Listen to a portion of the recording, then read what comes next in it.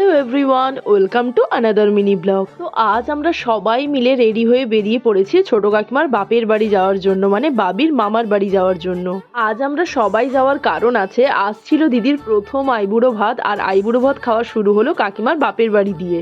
আর এই যে প্রথমেই ওয়েলকাম জানালো মুন, আর তারপরে দিদিউন দিদিভাইকে একটুখানি খাইয়ে দিল। তারপরে চললো প্রচুর ফটো, প্রচুর ভিডিও, আর প্রচুর ইয়ার্কি ঠাট্টা, হাসাহাসি। আর আজকের মেনুতে তো অনেক কিছু ছিল, 4-5 রকমের ভাজা, সাদা ভাত, ফ্রাইড রাইস, ফুলকপি আলুর তরকারি, চিলি চিকেন, দই মাছ, চাটনি, 5 রকমের মিষ্টি, দই আর পাঁপড়। আর এই যে ম্যাকাও বাড়ির সবার থেকে ছোট সদস্য।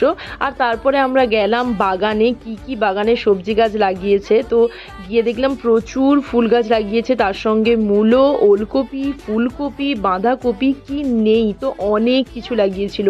তারপরে আর কি সবাইকে টাটা বলে আমরা বাড়ির পথে রওনা দিলাম। তো চলো, তোমাদের সঙ্গে দেখা হচ্ছে নেক্সট ব্লগে।